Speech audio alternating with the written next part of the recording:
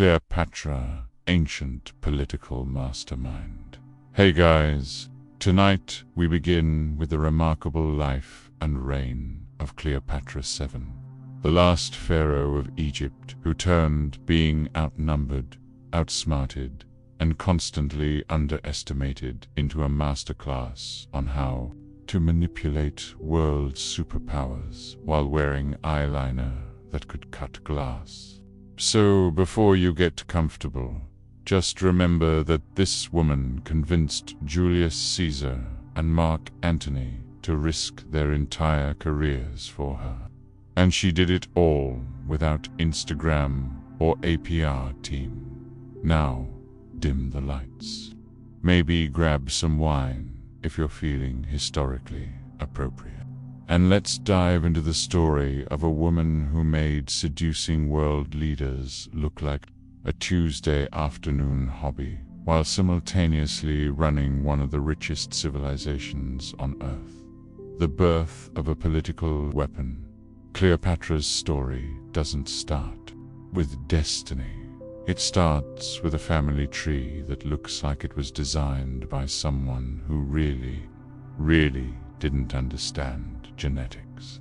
Born in 69 BC into the Ptolemaic dynasty, Cleopatra entered a world where marrying your brother wasn't just acceptable. It was practically required reading for royal succession. The Ptolemies had been ruling Egypt for 300 years, and in all that time, they'd perfected exactly two things: keeping power in the family, and keeping the family a little too close together. We're talking about a dynasty that made Game of Thrones look like a wholesome family sitcom with a sister. Marriages, unclemies, pairings, and occasionally just marrying whoever hadn't been poisoned yet that week. But here's where Cleopatra broke the mold. While her ancestors were busy being Greek rulers who couldn't even speak Egyptian, Cleopatra actually bothered to learn the local language. Shocking, right? A ruler who could communicate with her own people. It's almost like she was planning ahead or something by the time she was born. The Ptolemaic Empire was basically Egypt's longest-running reality show, complete with murder, betrayal, and family members who took keeping it in the family to levels that would make modern geneticists weep. Her father, Ptolemy XII, had spent most of his reign getting kicked out of Egypt and crawling back with Roman military support, because nothing says strong, independent pharaoh like needing Italian backup to keep your own throne. The Romans, meanwhile, were circling Egypt like vultures at a particularly appetizing roadkill buffet. They wanted Egypt's grain, Egypt's gold, and Egypt's strategic position. But they also had this inconvenient thing called the Roman Republic, which frowned upon kings and queens. So they played the long game, keeping Egypt technically independent, while making sure every pharaoh knew exactly who held the real power.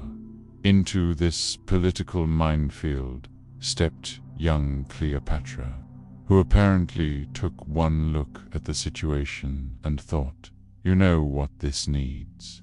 More drama. Because if you're going to play power politics with the world's most dangerous empire, you might as well do it with style. She was probably around 9 when she first started learning that survival meant more than just not getting poisoned at breakfast.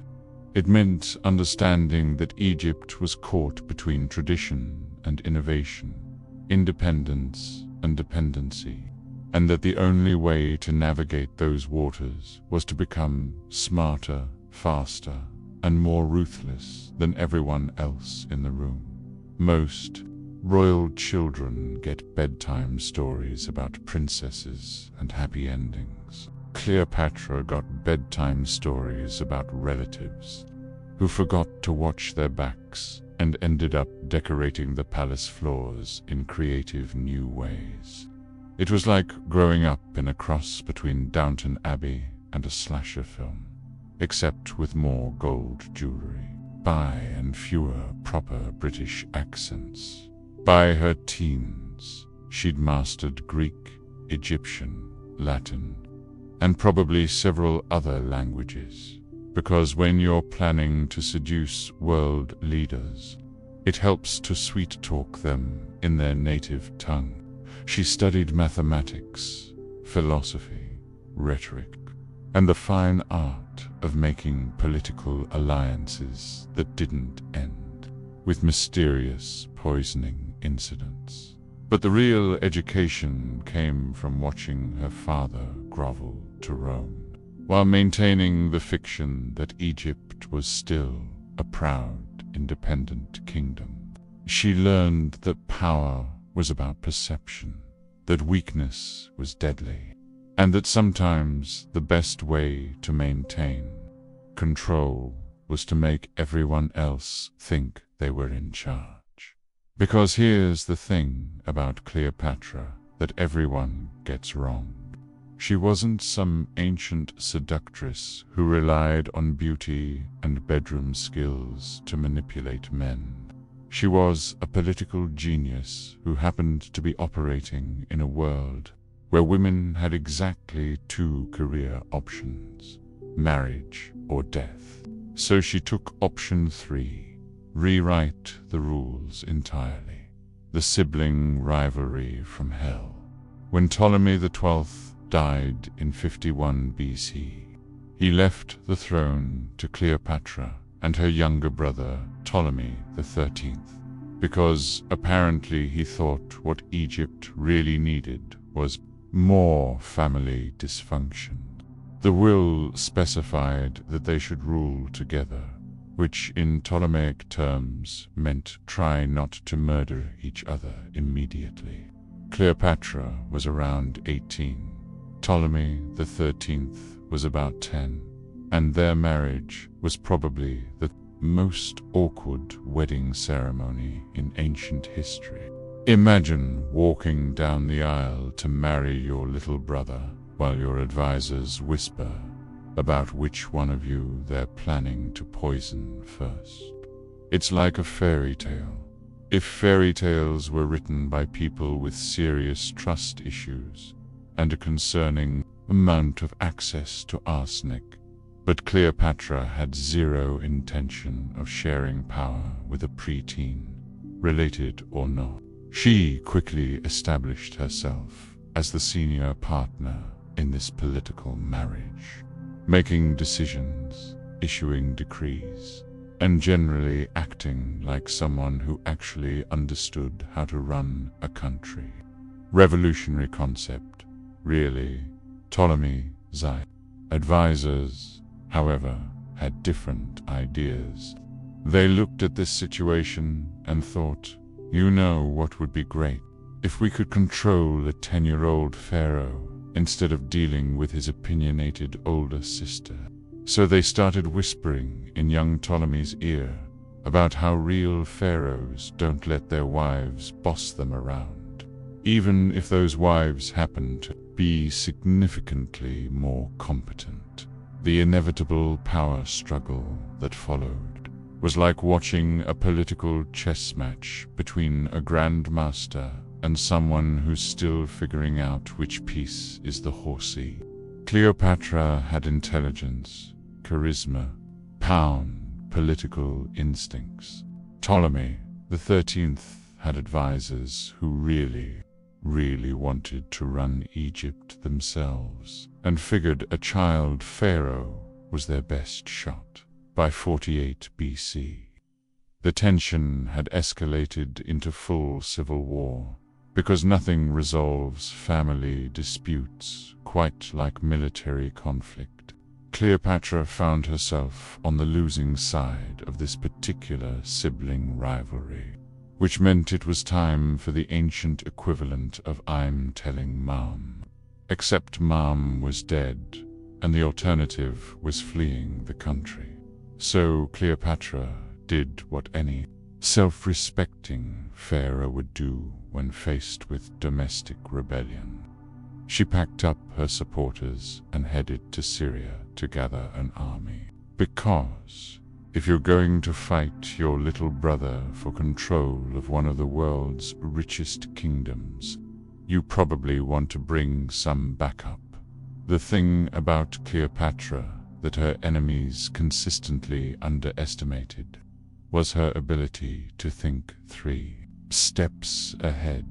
While Ptolemy XIII's advisors were congratulating themselves on outmaneuvering a woman, Cleopatra was already planning her comeback tour.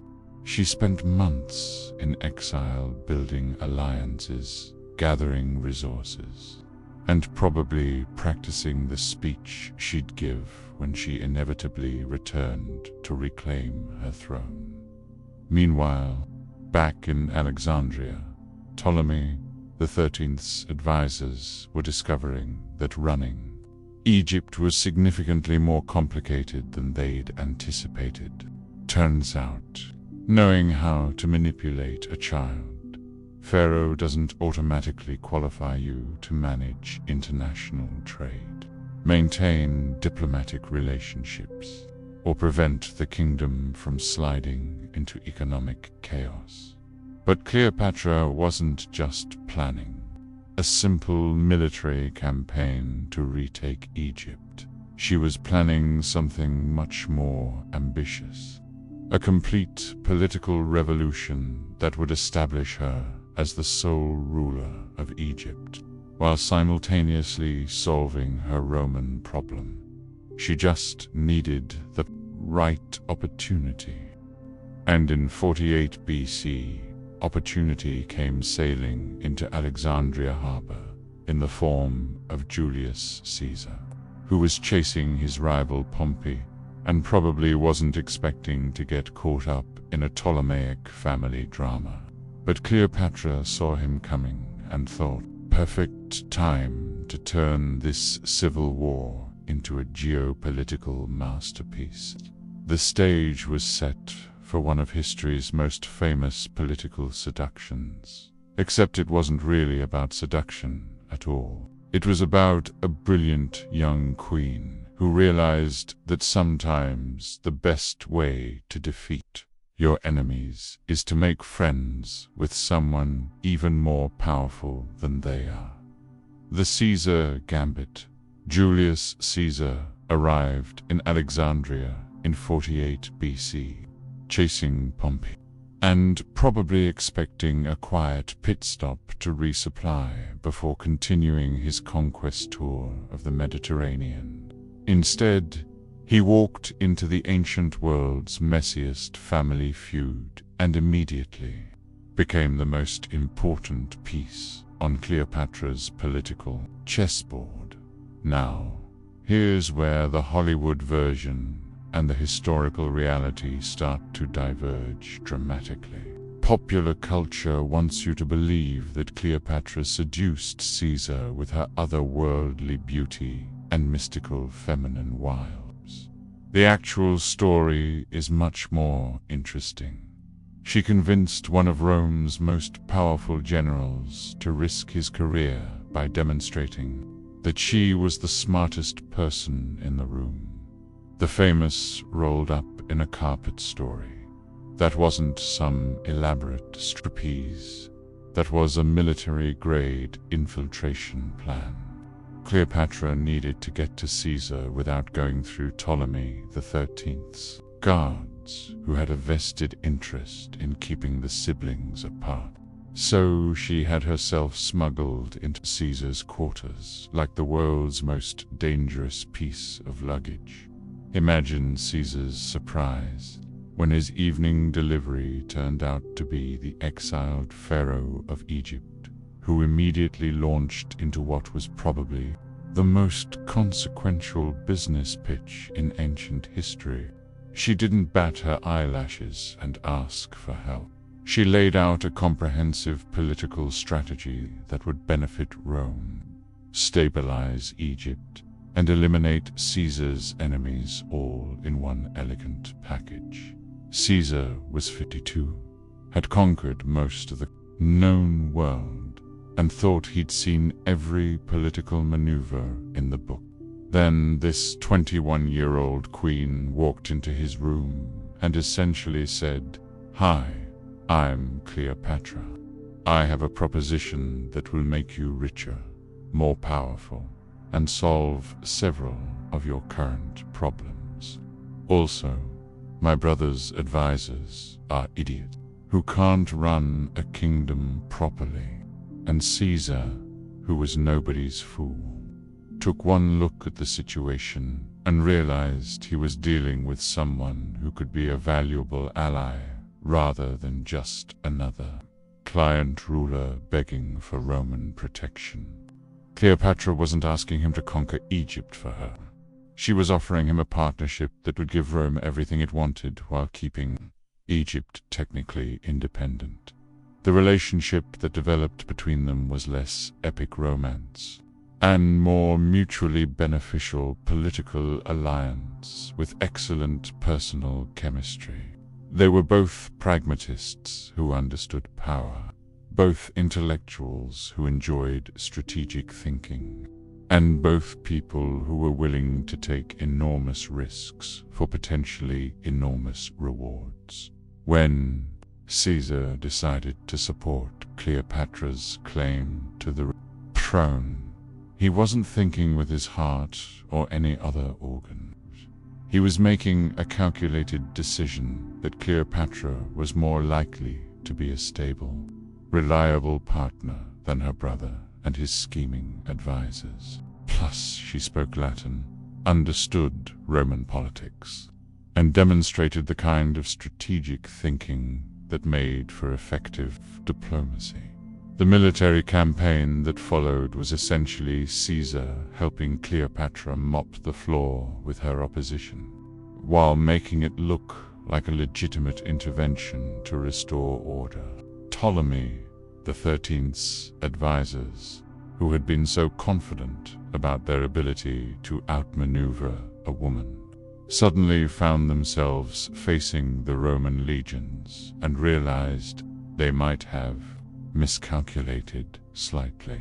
The siege of Alexandria that followed was less a siege and more a very expensive lesson in why you shouldn't start political fights you can't finish. Caesar's veterans were professionals who had conquered Gaul. Ptolemy the 13th's forces were mostly confused Egyptians who weren't entirely sure why they were fighting their own pharaoh with Roman backup. By 47 BC, Ptolemy the 13th was dead, mysteriously drowned in the Nile, because ancient politics were nothing if not poetic. His advisors had been dealt with in various creative ways, and Cleopatra was the undisputed ruler of Egypt. Caesar had gained a powerful ally, access to Egypt's wealth, and probably the most interesting conversation partner he'd encountered in years. But Cleopatra's Caesar gambit was about more than just winning a civil war. She'd established herself as a player on the international stage, demonstrated that Egypt could be a valuable partner rather than just a Roman client state, and proven that she could hold her own in negotiations with the world's most powerful men. She'd also bought herself time to consolidate power, build domestic support, and prepare for the next phase of her political strategy. Because she knew Caesar wouldn't live forever, and she needed to be ready for whatever came next. The son of Caesar, in 47 BC, Cleopatra gave birth to a son she named Caesarion, which translates to Little Caesar and was about as subtle as naming your kid future emperor of Rome on his birth certificate. The paternity question has been debated by historians for centuries, but Cleopatra certainly wanted everyone to believe Caesar was the father, and Caesar himself never denied it. Whether or not Caesar actually fathered Caesarion is almost beside the point, because Cleopatra understood that perception is reality in politics. Having a son who might be the biological heir to Julius Caesar was like holding a winning lottery ticket in the inheritance sweepstakes of the ancient world. The timing of Caesarion's birth was politically perfect. Caesar was at the height of his power. Cleopatra had secured her throne, and Egypt was enjoying unprecedented stability and prosperity.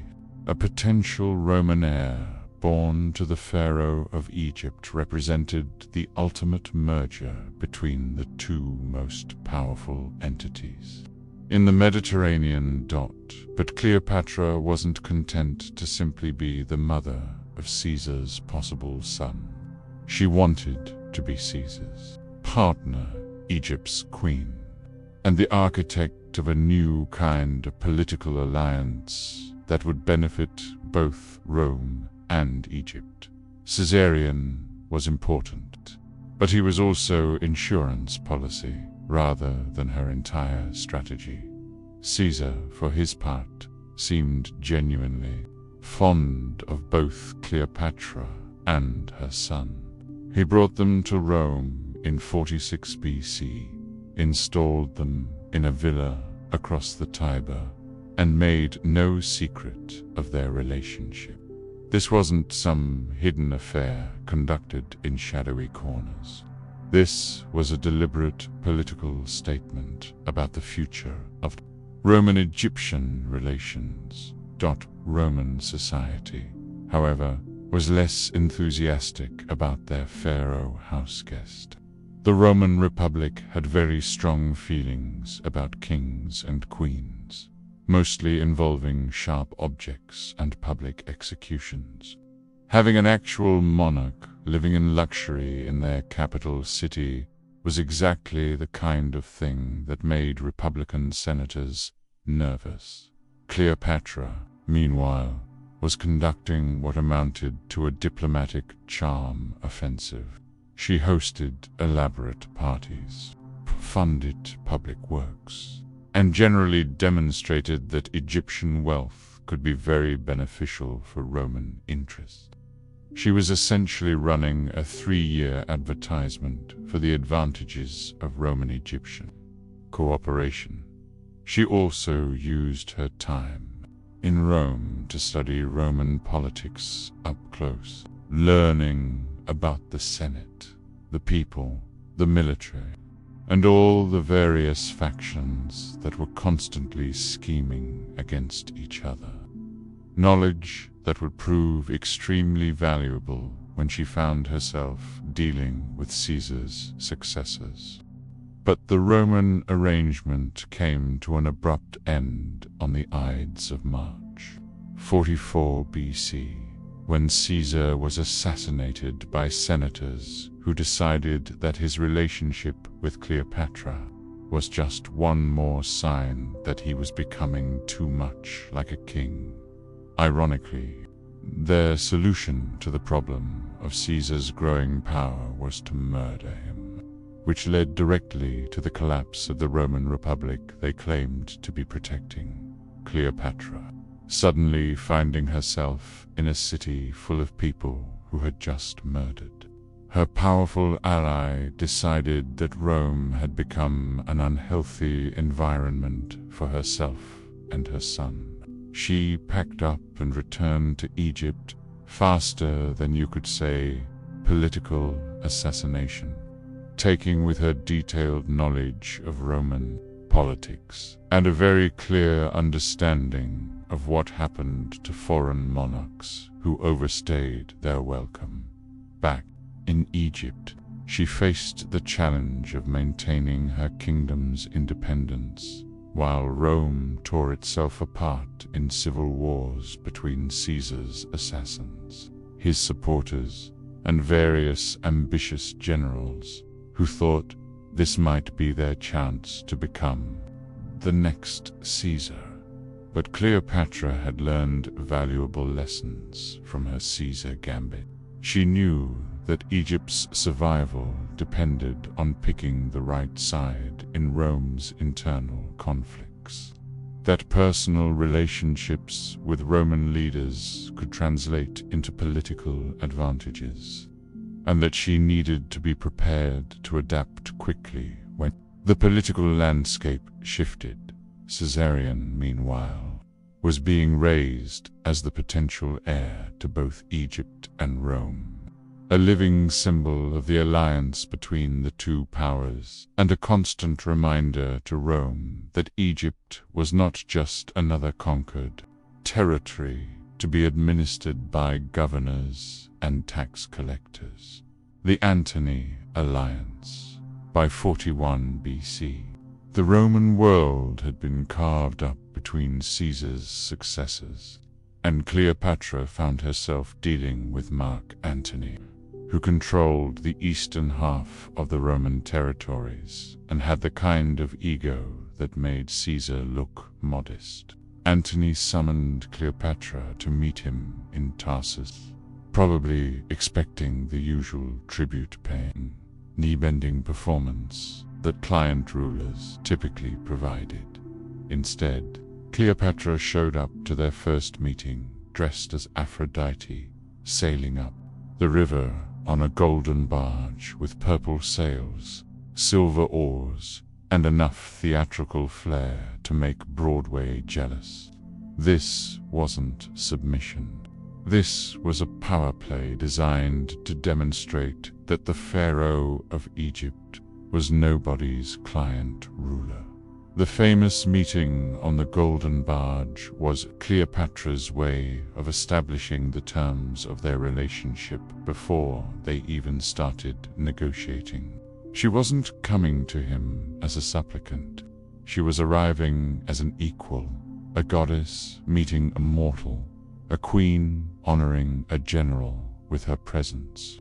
The whole production was designed to get Antony's attention and remind him that Egypt was still a major power worthy of respect, and it worked.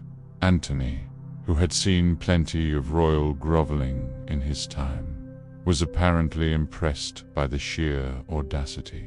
Cleopatra's arrival. Here was someone who understood theater, appreciated drama, and had the resources to stage political meetings like they were religious festivals. But underneath the pageantry, Cleopatra was making the same calculation she'd made with Caesar. Rome was more powerful than Egypt, but Egypt had resources that Rome needed. If she could convince Antony that partnership was more profitable than conquest, she could maintain Egypt's independence while gaining Roman protection. The relationship that developed between Cleopatra and Antony was different from her alliance with Caesar.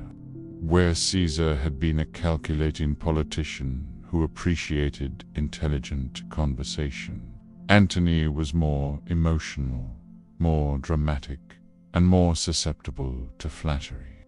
So Cleopatra adapted her approach accordingly. She appealed to Antony's sense of grandeur by staging elaborate entertainments, expensive feasts, and cultural events that made him feel like the hero of his own epic poem. She understood that Antony saw himself as the heir to Alexander the Great. So she positioned herself as the queen worthy of such a conqueror. But she also demonstrated her political value by providing military support, financial backing, and strategic advice that helped Antony maintain control over his territories. This wasn't just a romantic relationship. It was a military and political alliance that benefited both parties. The twins she bore too, Antony Alexander Helios and Cleopatra Selene, were living symbols of their partnership, future rulers who could unite Egypt and Rome under a single dynasty. The names she chose were deliberate: Alexander for the great conqueror, Helios for the sun god, Selene for the moon goddess. These weren't just children. They were political statements about the future of the Eastern Mediterranean. When they had a third child, Ptolemy Philotophus, Cleopatra was essentially creating a new royal dynasty that could claim legitimacy from both Egyptian and Roman traditions. She was thinking generations ahead, planning for a future where her children would rule territories that spanned 3 continents. The famous parties and celebrations that Cleopatra threw for Antony served multiple purposes.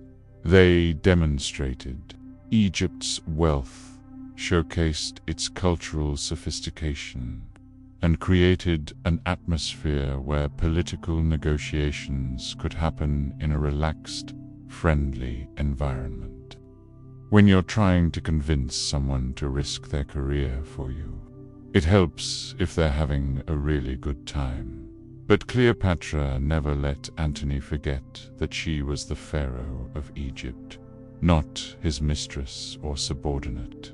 She maintained her own court, made her own political decisions, and continued to rule Egypt according to her own judgment.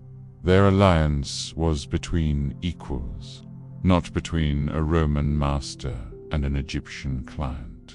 This was crucial because Antony's Roman enemies were constantly looking for evidence that he'd been corrupted by Eastern luxury and foreign influence. Cleopatra had to walk a careful line between supporting Antony and avoiding giving his enemies ammunition to use against both of them. The propaganda war, while Cleopatra was building her alliance with Antony, his political rival Octavian later, Augustus was waging a sophisticated propaganda campaign designed to turn Roman public opinion against both of them. And Octavian understood something that many politicians still struggle with today. It's much easier to destroy someone's reputation than to defend it. The propaganda war that Octavian launched against Cleopatra was probably the most effective character assassination campaign in ancient history. He didn't just attack her policies or her politics. He attacked her identity as a woman, a foreigner, and a monarch, turning her into a symbol of everything Romans feared about the outside world. According to Octavian's version of events, Cleopatra was a degenerate foreign sorceress who had seduced Mark Antony with magic and sexual manipulations, turning a noble Roman general into a puppet of Eastern decadence. She was simultaneously portrayed as a dangerous threat to Roman values and a ridiculous figure who spent her time bathing in milk and feeding pearls to fish. The genius of this propaganda was that it tapped into existing Roman anxieties about women in power, foreign influence, and the corruption of traditional values. Octavian didn't have to convince Romans that female rulers were dangerous. He just had to convince them that Cleopatra was the most dangerous example of the type. He spread stories about her luxurious lifestyle, her political ambitions, and her alleged plans to rule Rome from Alexandria. Some of these stories were probably true, some were exaggerated, and some were completely fabricated. But they all served the same purpose: making Cleopatra seem like an existential threat to Roman civilization.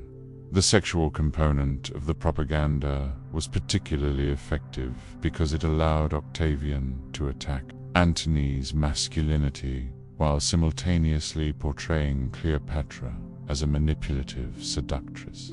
According to his version, Antony wasn't making strategic political decisions. He was being controlled by a woman who used sex as a weapon. This narrative was deeply unfair to both Antony and Cleopatra, but it was also politically brilliant.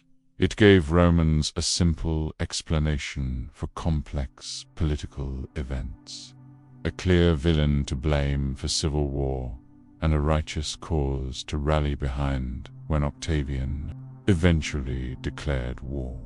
Cleopatra, meanwhile, was fighting this propaganda war with significant disadvantages. She was a foreigner trying to defend herself to a Roman audience, a woman operating in a male-dominated political system, and a monarch explaining herself to Republican citizens who were naturally suspicious of royalty.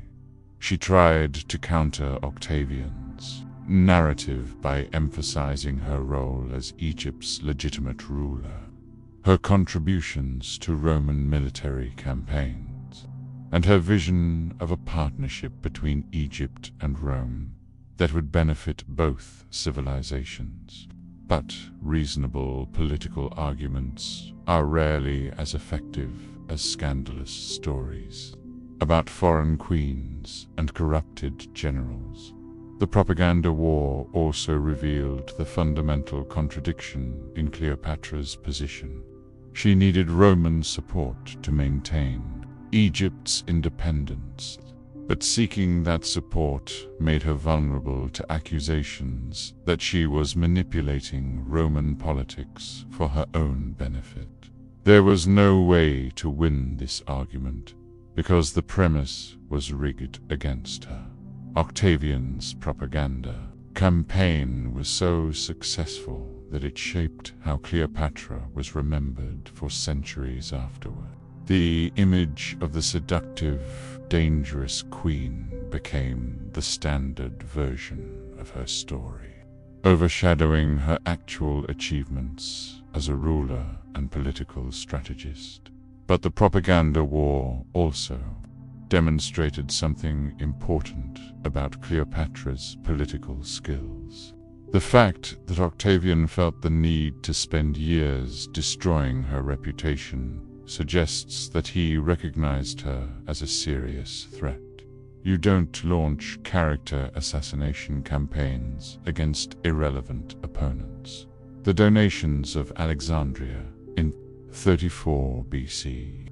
Cleopatra and Antony staged what was probably the most ambitious political ceremony in ancient history. The donations of Alexandria, where they essentially announced their plan to reorganize the Eastern Mediterranean under joint Roman-Egyptian leadership. It was either a brilliant diplomatic masterstroke or the ancient equivalent of poking a nuclear power with a sharp stick, depending on your perspective. The ceremony was held in Alexandria's gymnasium, with Cleopatra dressed as the goddess Isis and Antony costumed as the god Dionysus. Their children were presented to the crowd as the future rulers of territories stretching from Armenia to Libya, creating a new royal dynasty that would unite East and West under their leadership. On the surface, this looked like Antony and Cleopatra, declaring themselves the new power couple of the ancient world. But the political reality was more complex. Antony was essentially announcing that his territories would be ruled through partnership with Egypt rather than direct Roman administration, a radical departure from traditional Roman imperialism. For Cleopatra, The donations represented the culmination of her political strategy. She'd successfully positioned Egypt as Rome's equal partner rather than its client state, secured the succession for her children, and created a framework for Egyptian influence that extended far beyond Egypt's traditional borders. The territories distributed to their children weren't random assignments. They were strategic positions that would give the new dynasty control over key trade routes, military strongholds, and economic resources. Alexander Helios received Armenia and Media. Cleopatra Selene got Cyrenaica and Libya, and Ptolemy was given Syria and Cilicia. But the ceremony also served as a direct challenge to Octavian's authority by redistributing Roman territories without Senate approval. Antony was essentially declaring independence from Roman political control, and by positioning Cleopatra as his corollary, he was introducing a foreign queen into Roman imperial politics. Octavian, predictably, was not amused. The donations gave him exactly the ammunition he needed to declare Antony and Cleopatra enemies of Rome. Here was proof that Antony had been corrupted by foreign influence, that Cleopatra planned to rule Roman territories, and that both of them posed an existential threat to Roman sovereignty. The propaganda value of the donations was enormous for Octavian's cause. He could point to specific territories that had been given away to foreign princes, specific Roman interests that had been betrayed by Antony's Eastern alliance, and specific evidence that Cleopatra planned to make herself Queen of Rome. From Cleopatra's perspective, however, the donations were a logical extension of her partnership with Antony. If Egypt and Rome were going to be allies rather than master and client, then Egyptian royalty should have legitimate claims to territories and titles within the alliance structure. She was also thinking dynastically, by establishing her children as rulers of Roman territories. She was creating multiple backup plans for Egyptian survival. Even if Egypt itself fell to Roman conquest, her descendants would still hold power in other regions, maintaining the Ptolemaic dynasty's influence in the Mediterranean world. The ceremony was also a demonstration of Egypt's continued wealth and power. The golden thrones, elaborate costumes, and theatrical staging showed the world that Egypt was still a major civilization, capable of staging events that rivaled anything Rome could produce.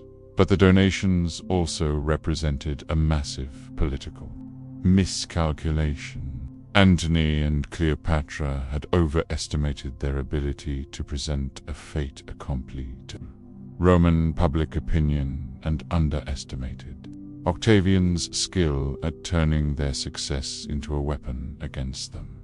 The ceremony that was meant to establish their new dynasty instead provided the justification for the war that would destroy them both.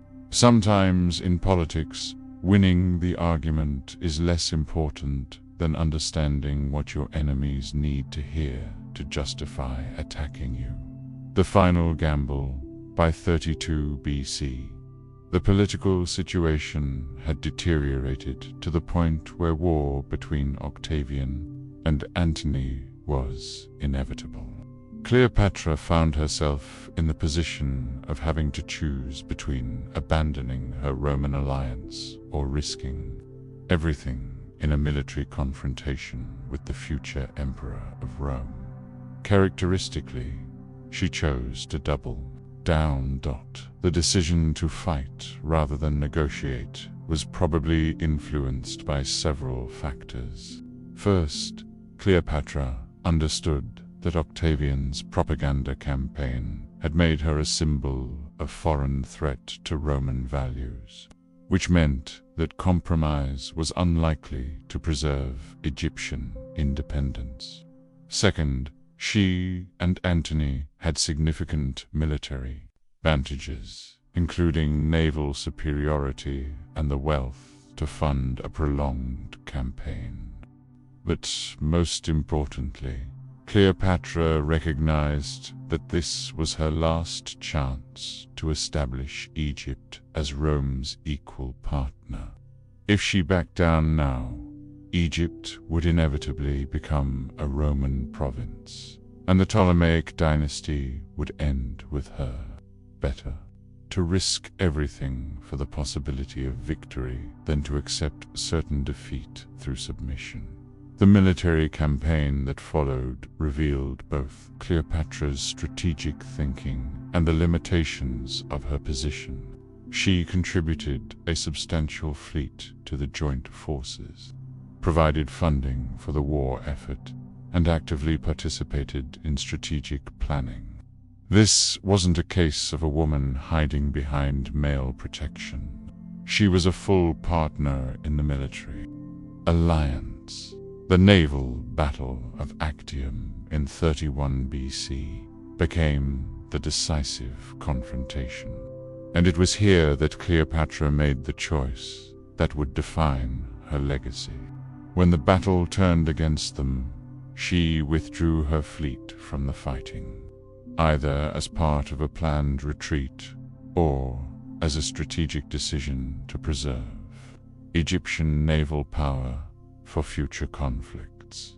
Antony's decision to follow her rather than remain with his army was probably the right strategic choice, but the wrong political one. By leaving the battlefield, he confirmed every piece of Octavian's propaganda about being controlled by Cleopatra, while simultaneously abandoning the soldiers who had fought for him. The retreat to Egypt that followed Actium was essentially a fighting withdrawal, with Cleopatra attempting to preserve as much of Egypt's independence as possible, while preparing for Octavian's inevitable invasion.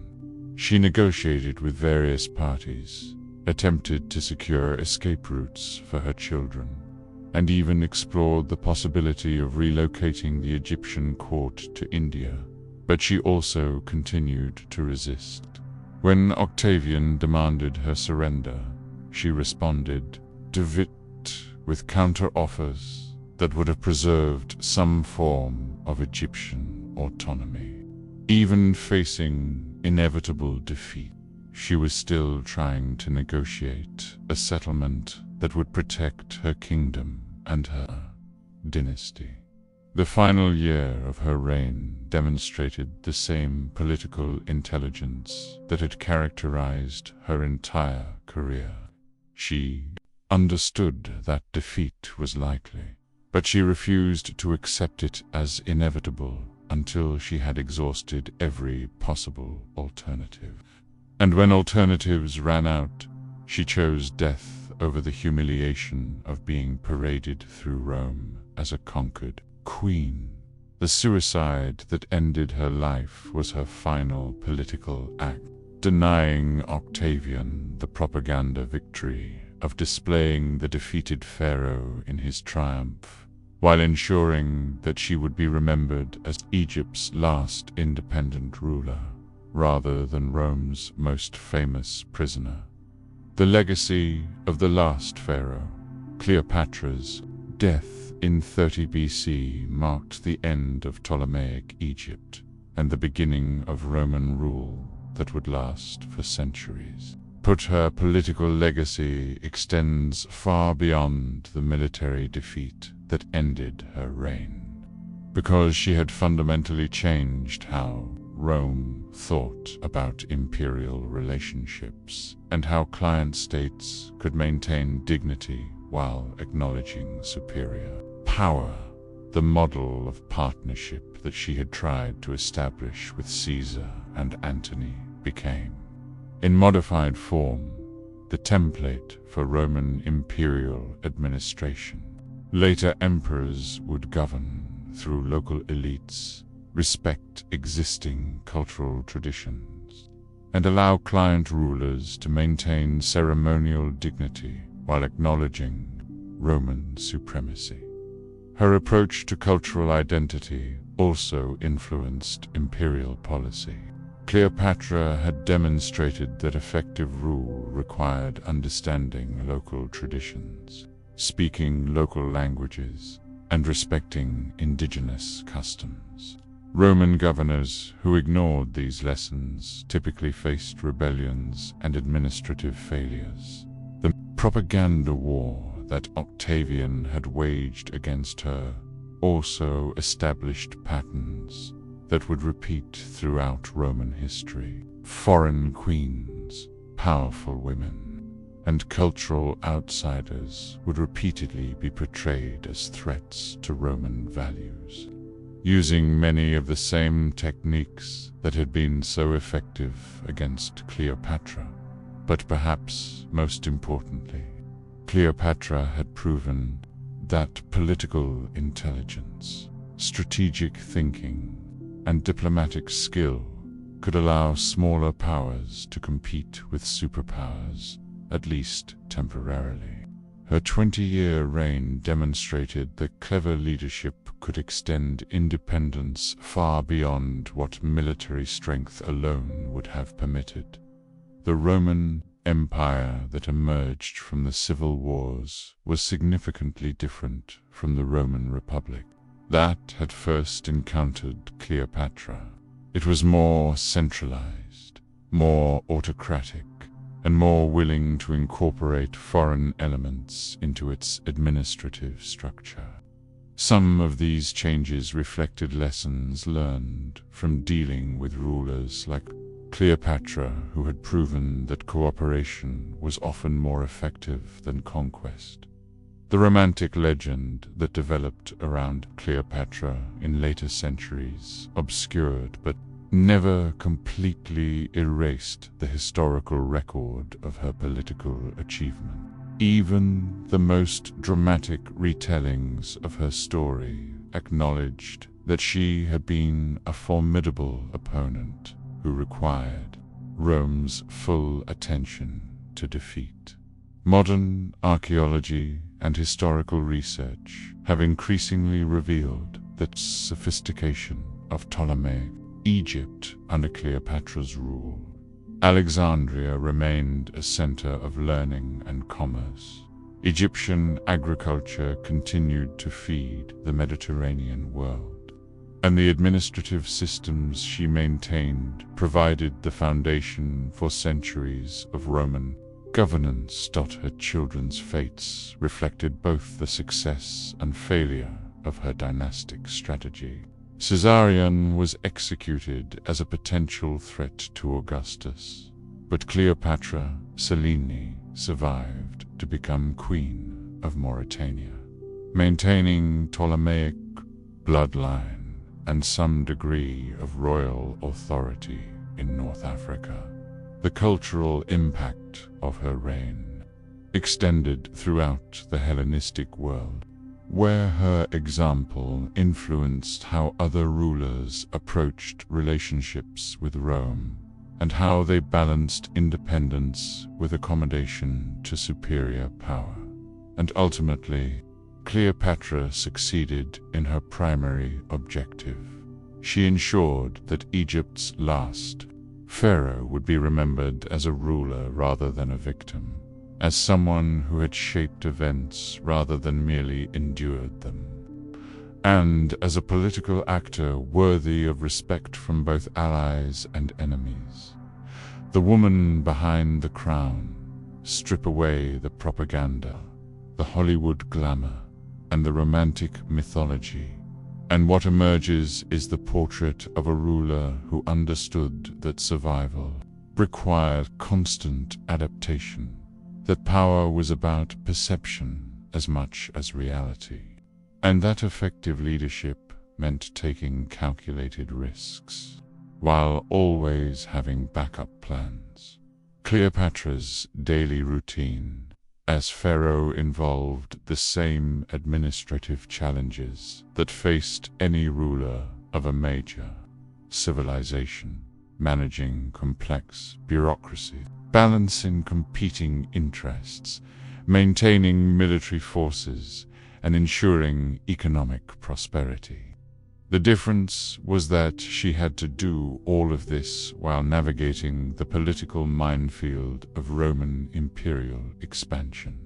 Her education had prepared her for intellectual challenges, but not necessarily for the emotional demands of leadership.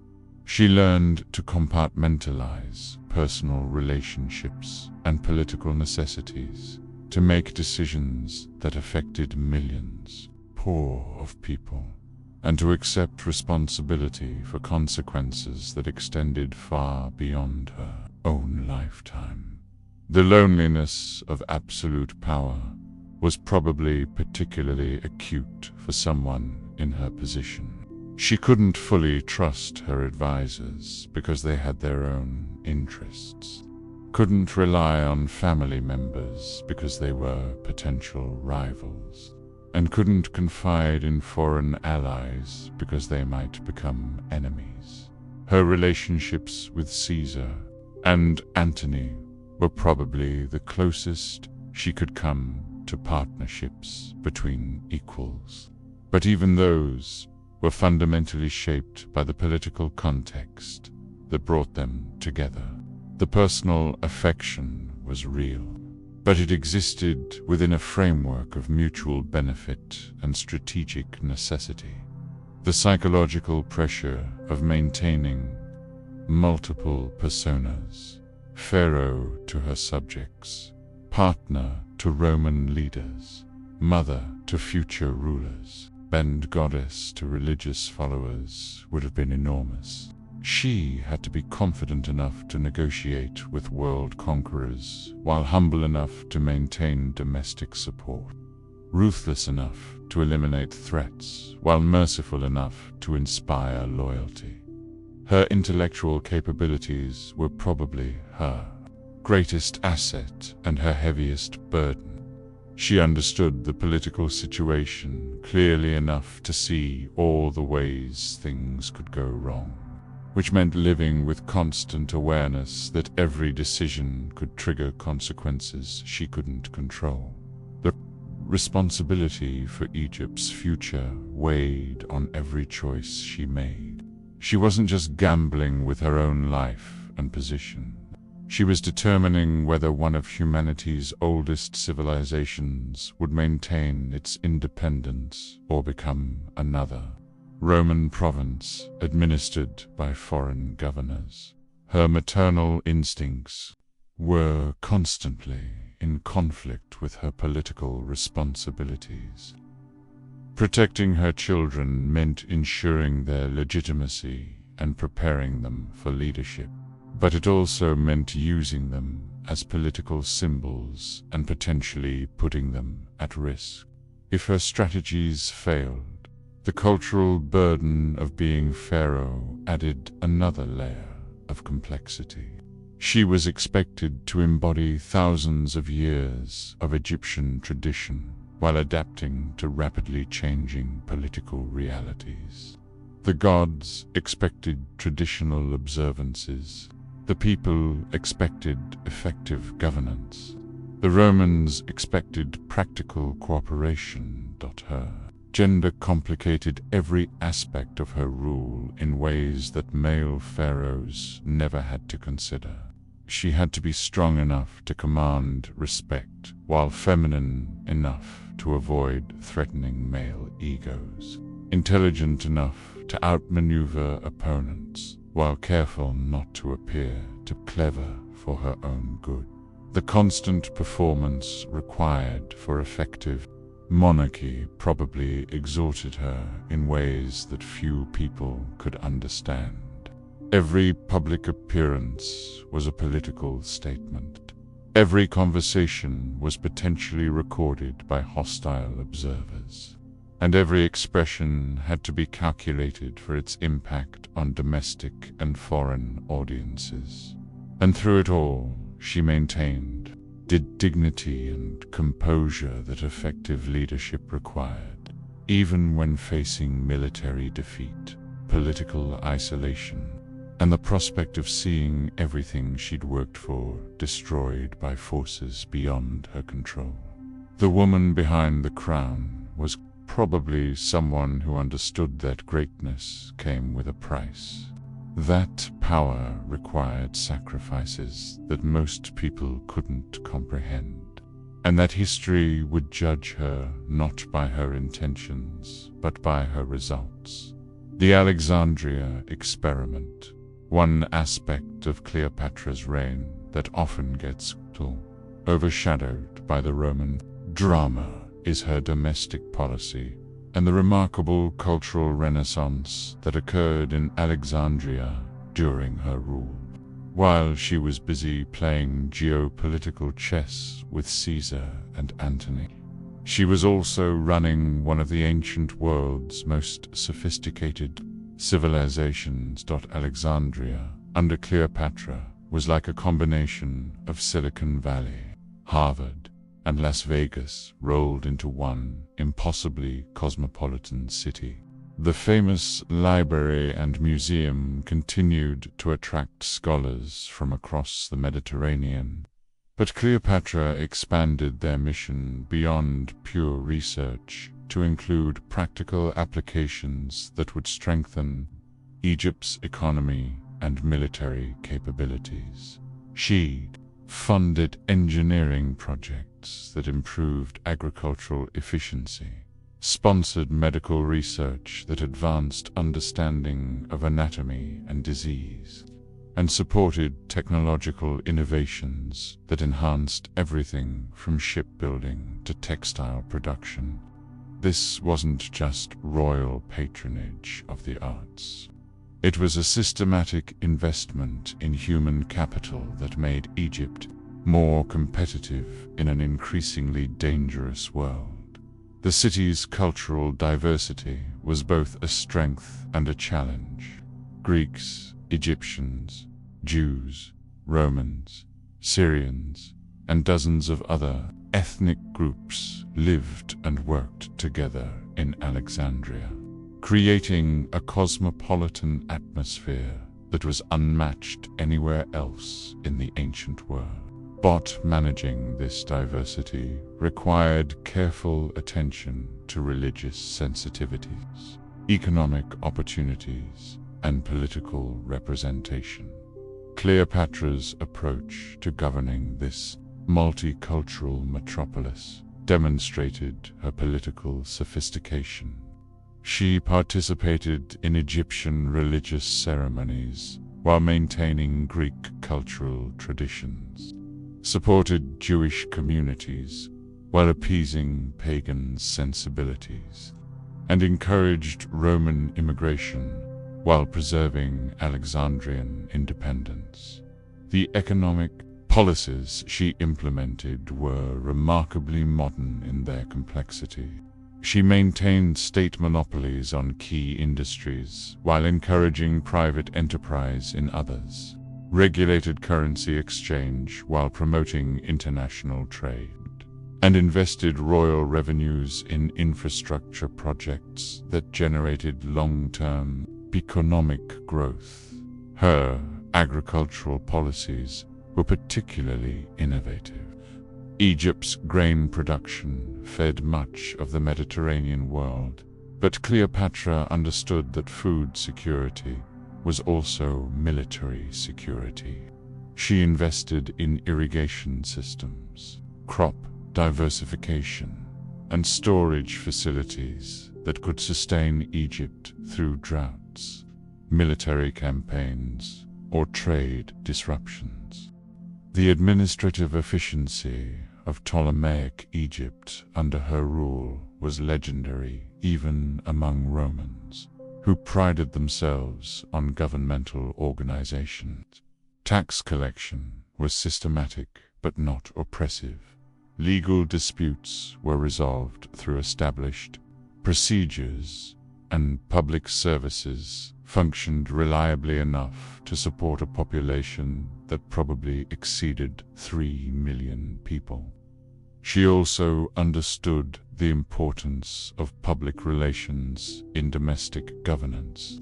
Royal festivals, religious ceremonies, and cultural celebrations weren't just entertainment. They were opportunities to demonstrate royal benevolence, reinforce social hierarchy, and maintain popular support for policies that might otherwise be unpopular. The building projects she sponsored weren't just monuments to royal ego. They were employment programs that kept skilled workers busy, urban development initiatives that improved living conditions, and architectural statements that reinforced Egypt's cultural prestige in competition with Roman achievements. Her court became a center of intellectual activity that attracted philosophers, poets, mathematicians, and scientists who contributed to Alexandria's reputation as the ancient world's premier center of learning.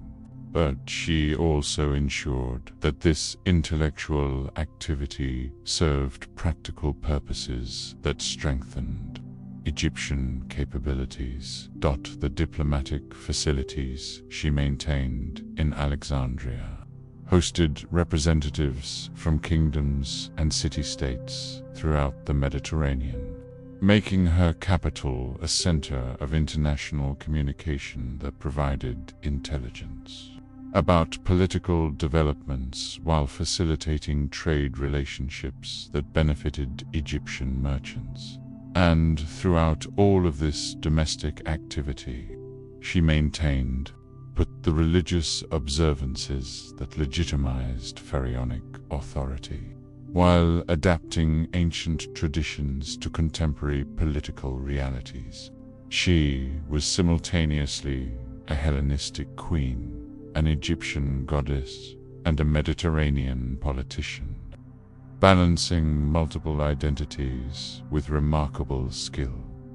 The Alexandria that flourished under her rule represented a successful experiment in multicultural governance, technological innovation, and economic development that provided a model for imperial administration that Romans would later adopt and adapt for their own purposes. The intelligence networks, what made Cleopatra such an effective political operator, wasn't just her personal charisma or intellectual capabilities.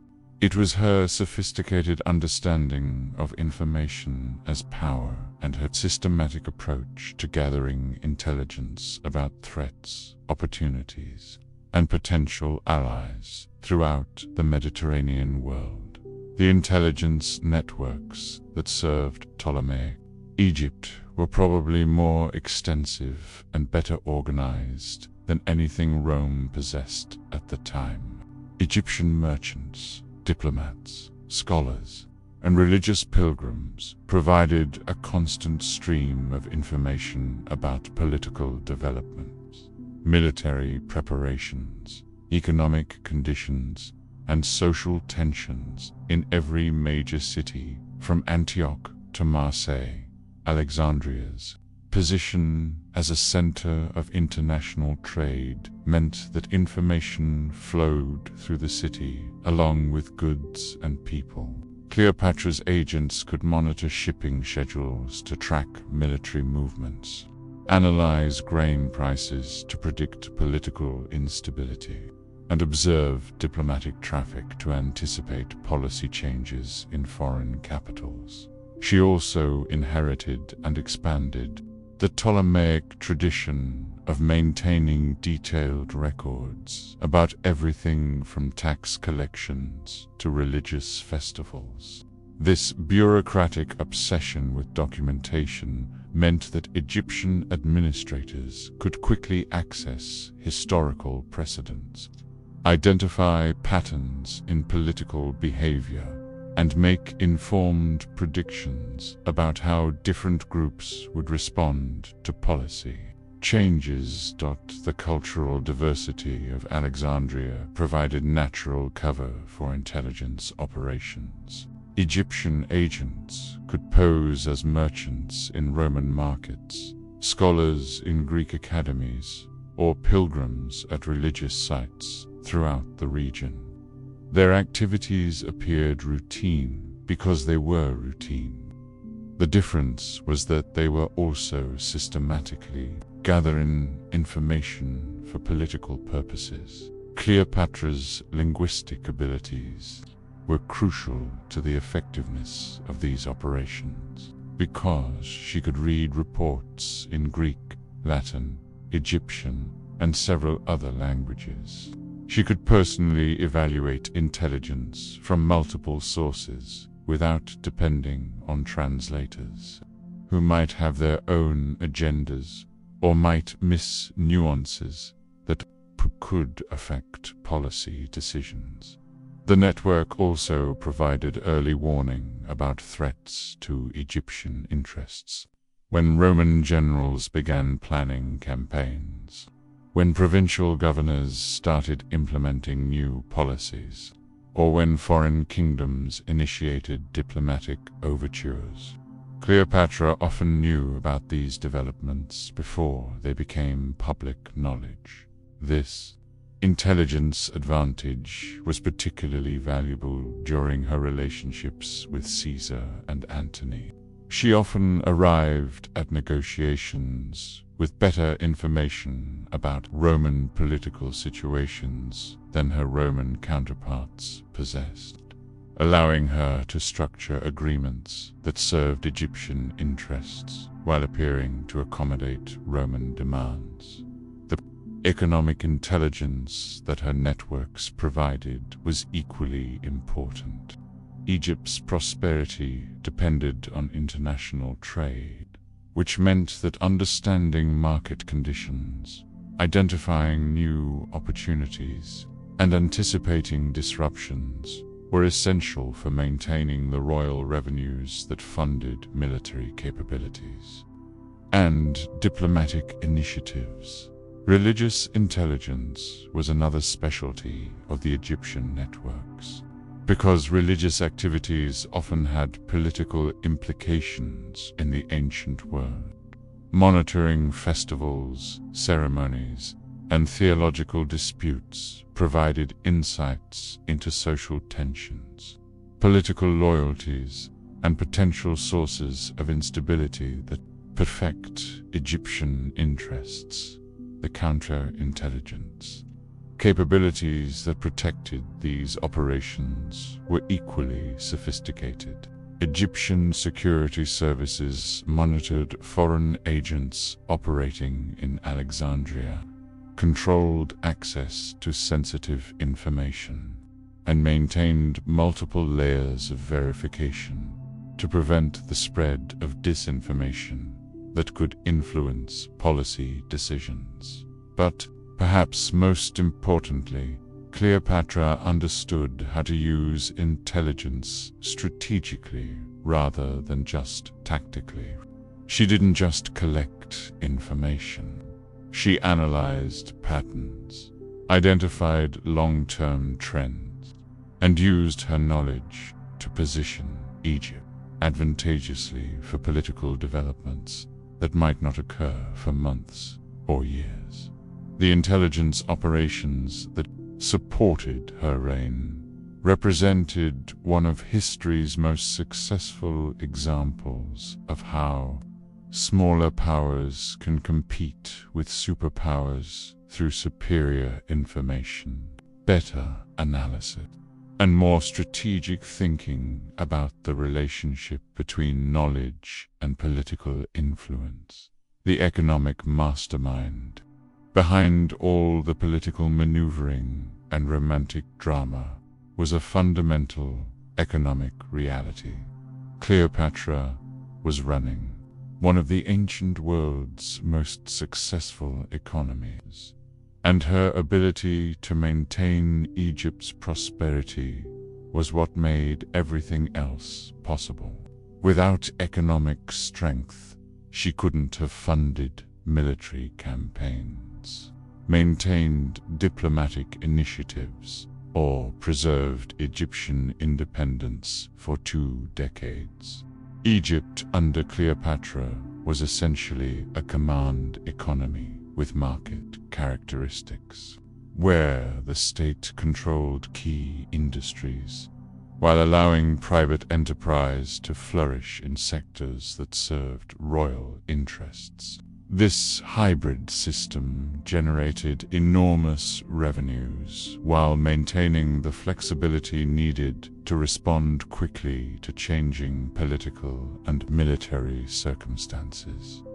The agricultural foundation of Egyptian prosperity was grain production that fed much of the Mediterranean world. But Cleopatra understood that being Rome's breadbasket was both an opportunity and a vulnerability. Food dependence gave Egypt leverage in negotiations, but it also made the kingdom a strategic target that Rome couldn't afford to lose control. Her agricultural policies were designed to maximize both production and political advantage. She invested in irrigation systems that increased yields, promoted crop diversification that reduced vulnerability to famines, and maintained strategic reserves that could be used for diplomatic purposes or to sustain Egypt during military campaigns. The taxation system that funded royal operations was remarkably sophisticated, with different rates for different activities, regions, and social groups. Tax collection was efficient but not oppressive, because Cleopatra understood that excessive taxation would reduce economic activity and ultimately decrease total revenues. Her monetary policies maintained currency stability while facilitating international trade. Egyptian coins were accepted throughout the Mediterranean because they contained reliable amounts of precious metals, which enhanced Egypt's commercial reputation while providing a vehicle for economic diplomacy. The state monopolies that controlled industries like papyrus production, perfume manufacturing, and luxury textile creation generated enormous profits while maintaining Egyptian competitive advantages in high-value markets. These monopolies weren't just revenue sources. They were tools of economic statecraft that be used to reward allies and pressure enemies. International trade policies balanced Egyptian interests with the realities of Roman power. Cleopatra maintained trading relationships throughout the Mediterranean, while ensuring that commercial activities supported rather than undermined her political strategies. Trade was diplomacy by other means. The building projects and public works that she sponsored served multiple economic purposes. They provided employment for skilled workers, created infrastructure that facilitated commercial activity, and demonstrated royal commitment to public welfare while generating economic activity that benefited multiple sectors. Her understanding of economic psychology was particularly sophisticated. She knew that confidence was as important as actual wealth, that perception of prosperity could become self-fulfilling prophecy. and that displays of royal magnificence encouraged investment and commercial activity by demonstrating the kingdom's pleased stability and success. The financial resources that supported her military and diplomatic activities came from this economic foundation. She could afford to maintain substantial armed forces, fund expensive alliance relationships, and sustain prolonged political campaigns, because Egyptian economic productivity generated the revenues necessary to support these activities. Her approach to economic development was also remarkably long-term in its thinking. She invested in education, technology, and infrastructure that would benefit Egypt for generations, while maintaining the short-term flexibility needed to respond to immediate political and military challenges. The economic policies that she implemented were so successful that they continued to generate prosperity for Egypt under Roman rule. The administrative systems, agricultural techniques, and commercial relationships that she had developed provided the foundation for centuries of continued Egyptian economic importance within the Roman Empire. And ultimately, Cleopatra's economic success was what made her political resistance possible. Without the wealth to fund armies, diplomatic initiatives, and intelligence operations, she couldn't have maintained Egyptian independence for 20 years against the world's most powerful empire. Economic strength was the foundation of political independence. The religious revolutionary, one of Cleopatra's most underappreciated achievements, was her successful navigation of Egypt's complex religious landscape, where she had to satisfy traditional Egyptian expectations while accommodating Hellenistic practices and appeasing Roman sensibilities. Her religious policies were a masterclass in cultural diplomacy that maintained social stability while advancing political objectives.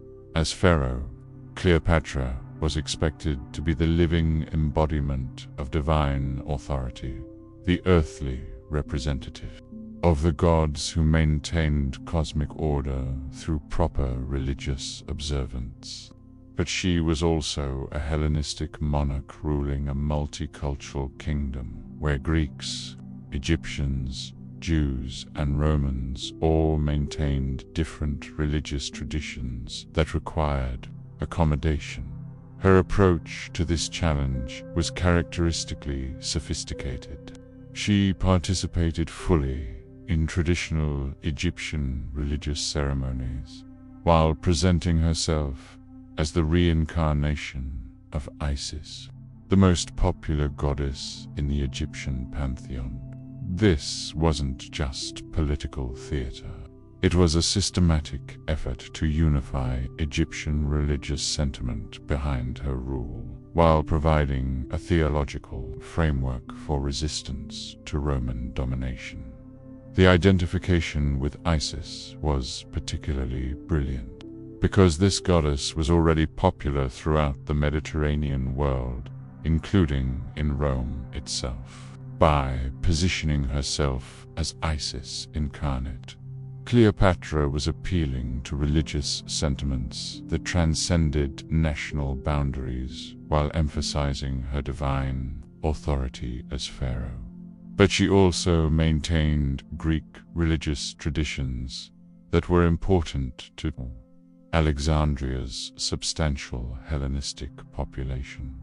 She sponsored festivals honoring Greek gods, supported philosophical schools that explored religious questions, and presented herself as the heir to Alexander the Great's divine kingship while adapting these concepts to Egyptian circumstances.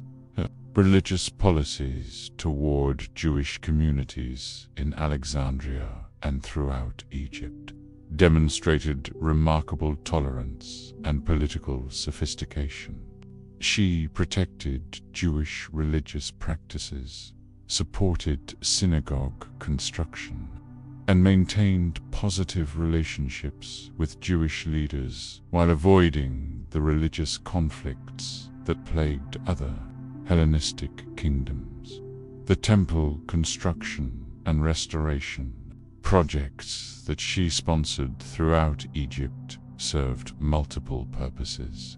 They demonstrated royal piety and commitment to traditional values, provided employment for skilled craftsmen, and created architectural monuments that reinforced her divine authority while contributing to Egypt's cultural prestige. Her religious diplomacy with Rome was equally sophisticated.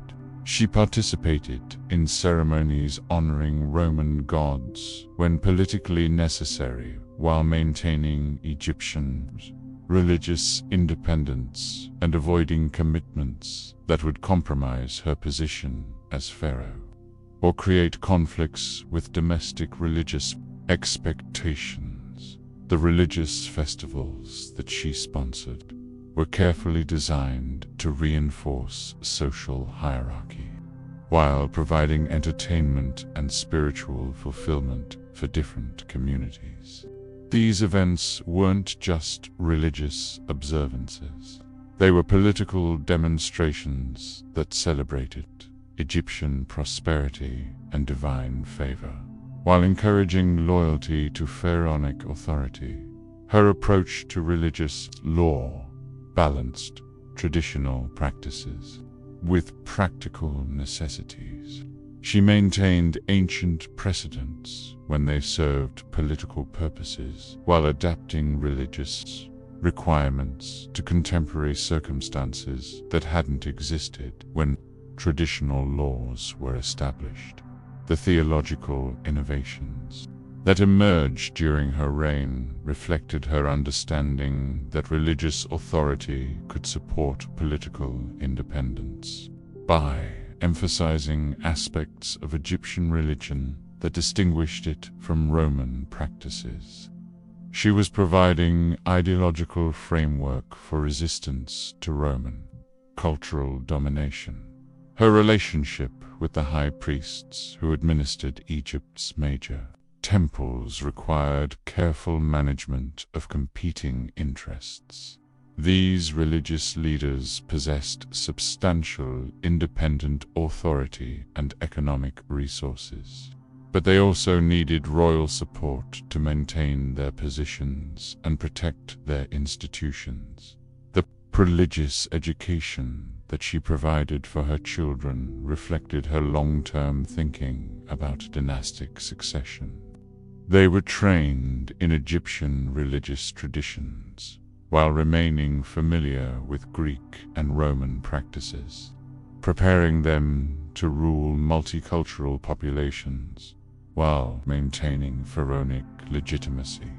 The mystery religions and esoteric practices that flourished in Alexandria during her reign contributed to the city's reputation as a center of spiritual innovation, while providing additional sources of legitimacy for her rule. Religious diversity became a source of strength rather than weakness, and ultimately, her religious policies were so successful that they continued to influence Egyptian spirituality long after her death.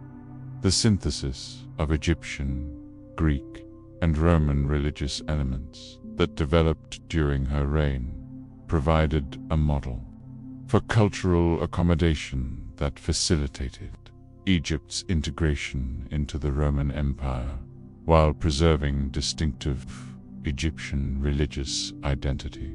The technological innovator, while Cleopatra was managing international politics and religious diplomacy. She was also overseeing one of the ancient world's most advanced technological development programs. Her investment in engineering, military technology, and industrial innovation was driven by the understanding that technological superiority could compensate for Egypt's military disadvantages while enhancing economic competitiveness. The engineering projects that she sponsored included improvements to Alexandria's harbor facilities that accommodated larger ships while providing better protection against storms and military attacks. These weren't just construction projects. They were strategic investments in Egypt's commercial and military capabilities that enhanced the kingdom's value as a Roman ally. The irrigation systems that expanded agricultural productivity throughout the Nile Valley represented some of the most sophisticated hydraulic engineering in the ancient world. These projects required mathematical precision, organizational coordination, and technological innovation that demonstrated Egyptian capabilities while generating the agricultural surpluses that funded other royal initiatives. Her military technology development programs focused on naval capabilities that could challenge Roman maritime supremacy. Egyptian shipyards produced vessels that were larger, faster, and more heavily armed than previous designs, while incorporating innovations in construction, techniques that enhanced durability and performance. The siege engines and defensive technologies that protected Egyptian cities reflected understanding of contemporary military engineering, while incorporating innovations that addressed specific tactical challenges.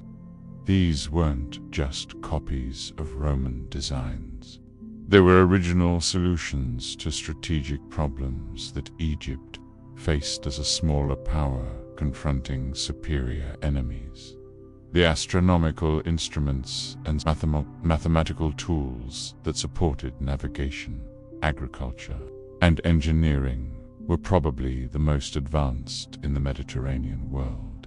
Alexandria's scholars continued to make discoveries that enhanced practical applications, while maintaining Egypt's reputation as a center of scientific learning. The medical technologies that were developed in Alexandria during her reign included surgical instruments, pharmaceutical preparations, and diagnostic techniques that attracted patients and students from throughout the ancient world. Medical excellence was both humanitarian achievement and diplomatic asset that enhanced Egypt's international reputation. The manufacturing innovations that improved textile production and luxury goods creation maintained Egypt's competitive advantages in high-value markets, while providing employment for skilled craftsmen and generating revenues that supported royal initiatives. The communication technologies that facilitated administration of Egypt's extensive territories included improvements in road construction, messenger services, and record-keeping systems that enhanced governmental efficiency while reducing administrative costs. Her approach to technology transfer was strategically sophisticated. She encouraged the adoption of useful innovations from other cultures while protecting Egyptian technological advantages and preventing the spread of sensitive knowledge that could benefit potential enemies. The educational institutions that she supported in Alexandria trained the engineers, physicians, mathematicians, and other specialists who implemented technological innovations while maintaining Egypt's leadership in applied sciences that had practical, political, and economic value. The research facilities that she funded pursued both pure and applied science, because she understood that fundamental discoveries often led to practical applications that could enhance Egyptian capabilities in unexpected ways. Investment in knowledge was investment in power. The quality control systems that maintained standards for Egyptian products protected the kingdom's commercial reputation, while ensuring that technological innovations met performance requirements that justified their development costs and strategic importance. And ultimately, the technological capabilities that Egypt developed during her reign provided the foundation for continued prosperity under Roman rule. The engineering expertise, manufacturing techniques, and scientific knowledge that flourished during her reign made Egypt a valuable province, rather than just another conquered territory. The final calculations, as Octavian's forces closed in on Alexandria in 30 BC, Cleopatra faced the final strategic decision of her career: how to end her reign in a way that would preserve her legacy, protect her surviving children, and deny her enemies the propaganda victory they sought. Even facing inevitable defeat, she was still thinking several moves ahead. The negotiations that occurred during the final months of her reign revealed the same political intelligence that had characterized her entire career.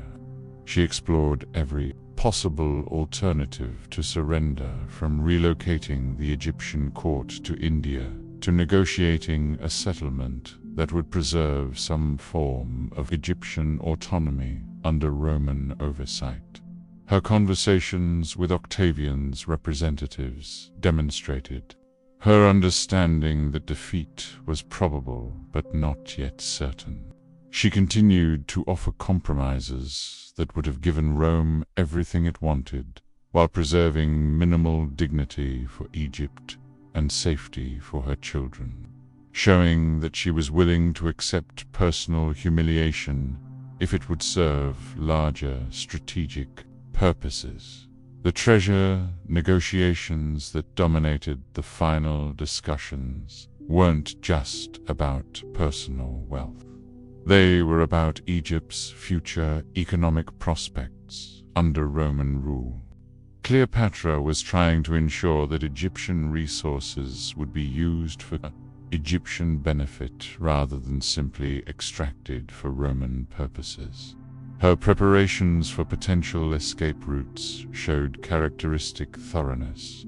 She had ships prepared, supplies gathered, and diplomatic contacts established for relocating her court to regions beyond Roman reach, demonstrating that she was planning for survival even while preparing for death.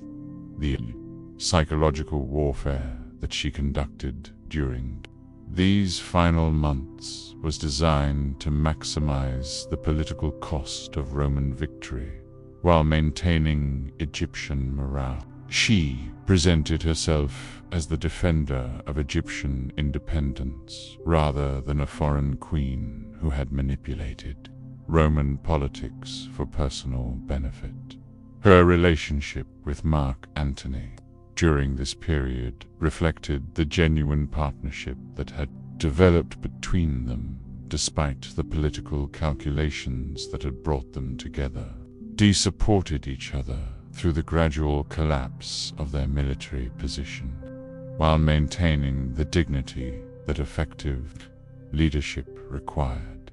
The decision to commit suicide rather than face capture was probably made months before It was implemented because Cleopatra understood that her death would serve political purposes that her survival could not. A martyred pharaoh would inspire more resistance than a captive queen displayed in Roman triumph.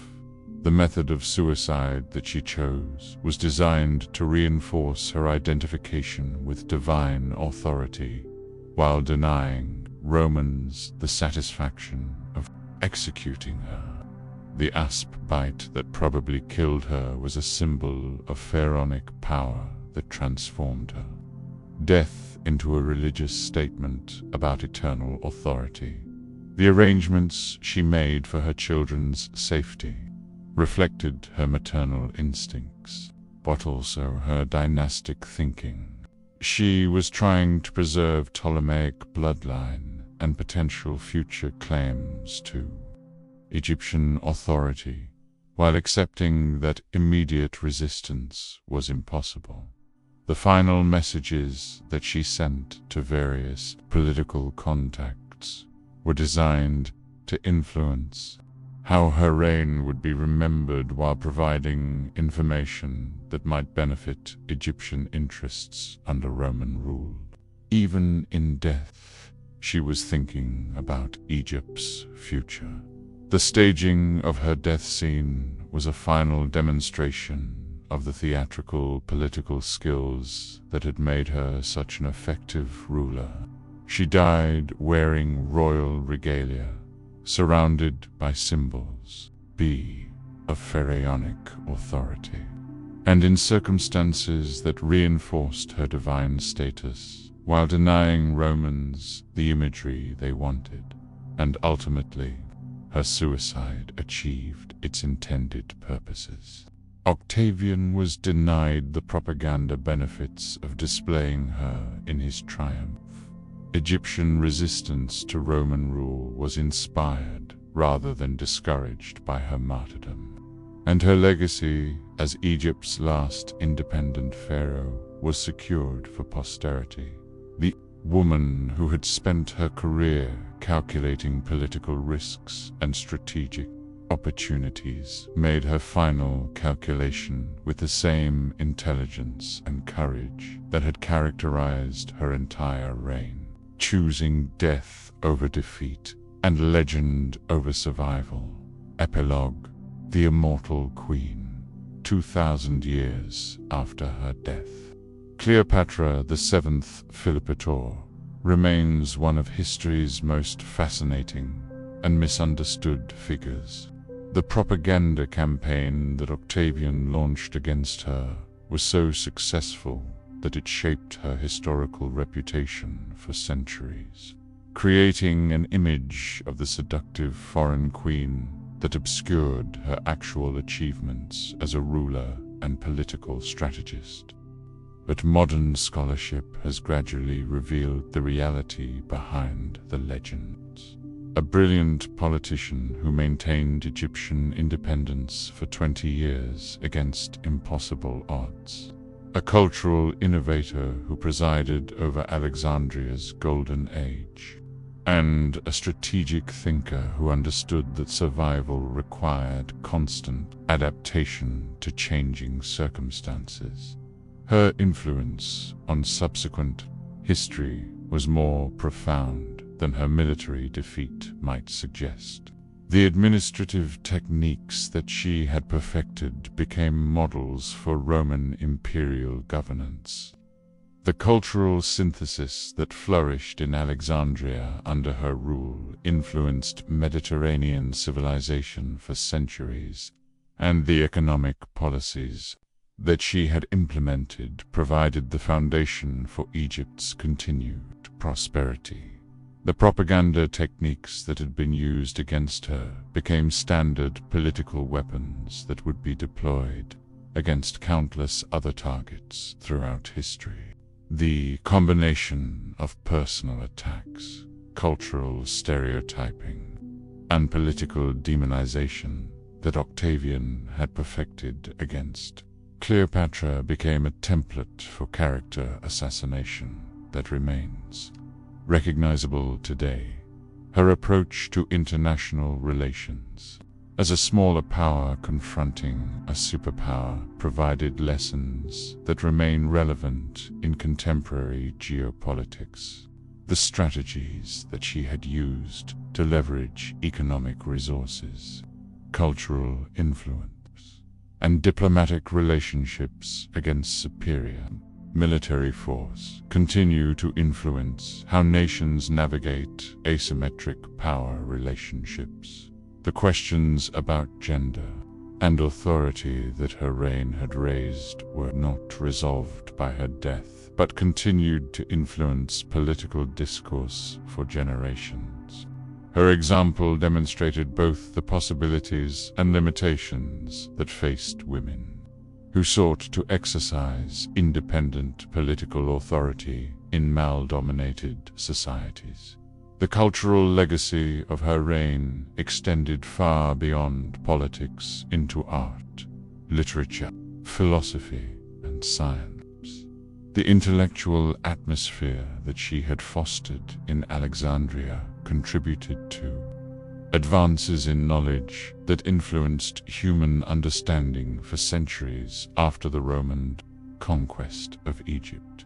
Her story became a mirror that reflected changing attitudes about power, sexuality, cultural identity, and political leadership across different historical periods. Each generation has rediscovered Cleopatra and interpreted her legacy according to contemporary concerns and values. The archaeological evidence that continues to emerge from Alexandria and other Egyptian sites reveals the sophistication of the Put civilization that she had ruled, providing physical confirmation of the literary sources that described her administrative capabilities and cultural achievements. But perhaps most importantly, Cleopatra's story demonstrates that effective leadership requires more than military strength or inherited authority. It requires intelligence, adaptability, courage, and the ability to inspire loyalty while making difficult decisions that serve long-term interests rather than short-term advantages. She was the last pharaoh of Egypt, the final ruler of one of humanity's oldest civilizations, and a woman who proved that political genius could compensate for military disadvantage, at least temporarily. Her reign was both the end of an era and a demonstration of how individual leadership can influence the course of history.